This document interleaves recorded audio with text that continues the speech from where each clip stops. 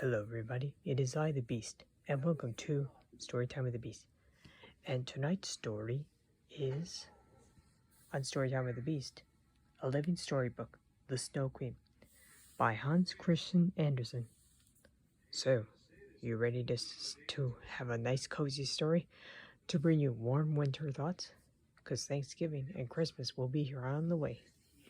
Now that Halloween's over and done with, I hope you all got a lot of candy on Halloween if you all went trick-or-treating or trunk or treating or whatever it's called.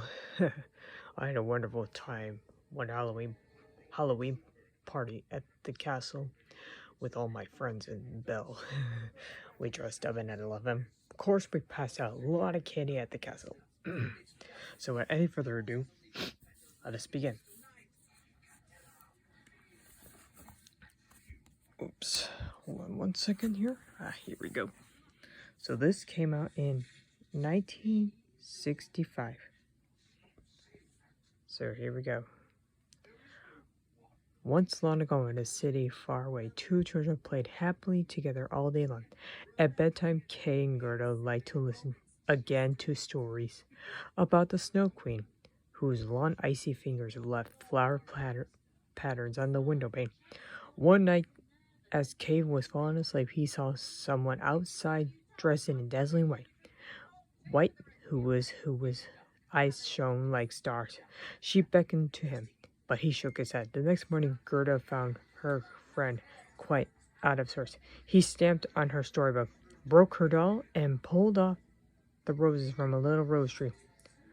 "Frost flowers are much prettier," he said crossly. While he slept, someone had dripped splinters on troll glass in his eyes and his heart, which made everything seem ugly. Oh my, an interesting way to start the story of the Snow Queen. One snowy afternoon, Kay ran off alone with his sled to the square where he saw a splendid white sleigh. In a moment, he tied his own sled to its runners. Faster and faster went the sleigh, which never stopped. His woolen stocking cap waved like a tiny flag atop a downy snowdrift. Before he could sneeze, he found himself flying high above the rooftops, beside the Snow Queen, her gossamer veil floating among the stars. They were already halfway to her ice palace, she said as she kissed his red cheek. As they left the forest late and fen far below, he soon forgot about Gerda.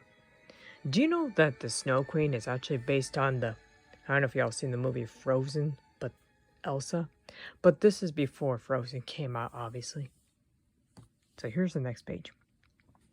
For Gerda, the days were long and lonely. It was no fun to skate alone. She missed Queso. Where could he have gone? East or west? South or north? No one knew. One day a swallow heard her sigh and dipped his wings low. On such a fine spring day, little one, why are you sad? A long face will not help you find your friend. Perhaps this little boat under the willow will carry you to him. Good advice from a little bird. The stream carried Gerda and the boat swiftly along to a house in a cherry orchard where a little old lady lived. Reaching out her crooked stick, she pulled the boat aboard and invited Gerda to come in, promising her a golden comb and all the cherries she could eat if she would only stay with her. The cherries were delicious, and the days passed pleasantly until Gerda happened to notice that the roses trimmed the little old lady's hat. They reminded her of the rose tree at home, and of her journey. Summer was over, and the bright leaves were beginning to fall. I have stayed much too long, said Gerda, and I must be on my way. The seasons are passing slowly, and she misses her brother. After she walked down the road for a bit, she sat down on the meadow to rest, shivering just a little crisp in the autumn air. A crow stopped to pass the time of day. Gerda asked eagerly if he had seen a little boy pass that way. She described him exactly down to his near button nose. Let me see, said the crow. It seems that the princess in yonder married a clever little fellow who came walking up to the palace with nothing but the clothes on his back. She vowed she would have no other. Gerda was sure it must be Kay, although the crow said he surely must have forgotten all about her by now. But Gerda wished unselfishly that she could see Kay once again, if only to know that he was happy with his bride. Together they worked out a plan. At night, when everyone was asleep, Gerda would tiptoe very quietly up a back stairway at the palace and peep in the royal bedchamber. But alas, when Gerda held her lantern over the head on the pillow, the startled prince in his nightcap turned to be someone else, and not Kay at all. The prince and the princess invited her to stay with them, but when she would not, they persuaded her to accept a little golden carriage and a pair of horses, a fur-lined coat, a red bonnet and boots, and a little fur muff.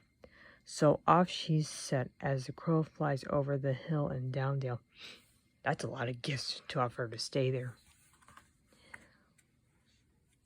It looks like Sven the reindeer from Frozen. But it's not. She had not gone very far when she came back to the fork in the road, where some robbers surrounded her and made her off with her carriage. As it grew dark, Gerda, left alone in the forest, began to cry. She felt a rough tongue tickling her cheek and saw a reindeer. "Where are you wandering?" asked the peasant girl who led it. When Gerda had related her adventures and shared the little girl's cabbage soup, and asked whether by chance she had seen her friend Kay. "Not I," said the girl, "but my pigeon who flies to the far north told me he saw such a boy in the sleigh of the Snow Queen on their way to the Ice Palace. But they must not be far by now." She thought for a moment and then said, "If you will give me your pretty little muff, I will give you my mittens, and perhaps my reindeer can take you part of the way." Well, that's so generous of her. Gerda gladly accepted, and off they bounded off as fast as the reindeer could carry her. The farther north they went, the bluer the sky became, for the blazing northern lights turned into day. That'd be really cool to see the Aurora Borealis one of these days. At last, the weary reindeer could not go any other step and told Gerda that she must seek help from an old lamp woman who was strong as an ox. But when they found her in the house near the Arctic Circle, she shook her head. "No, my child, you must not go alone to the Ice Palace, but you will find you have in your own heart the strength of 10. Gerda thanked her and patted the nose of the kind reindeer who had borne her over the frozen steppes. As she started out alone in her small footprints in the snow, there were only the signs of life in the land where there was no sound but the wind. She had come a long way.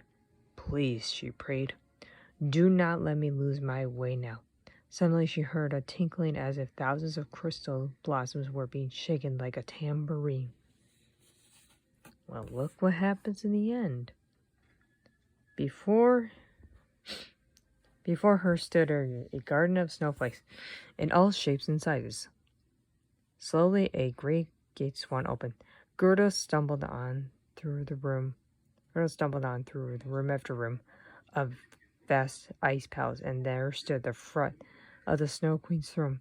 She found a lifeless king. Running up, Gerda kissed him tenderly. As she embraced him, and her warm tears splashed upon his face, the splinters of the troll grass began to melt like icicles in the sun. Kay rubbed his eyes in wonder and joy as they both made their way south in hand. The ice palace faded like a dream. By that time they had reached their own doorstep. The rose tree on the windowsill was once more in bloom. And that is the end.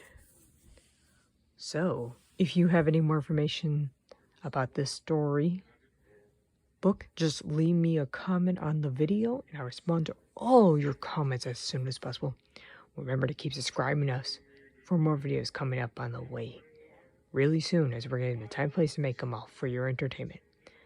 Once again, this is the Beast saying have a good night and sleep well, and thank you for joining me on this adventure of Storytime with the Beast.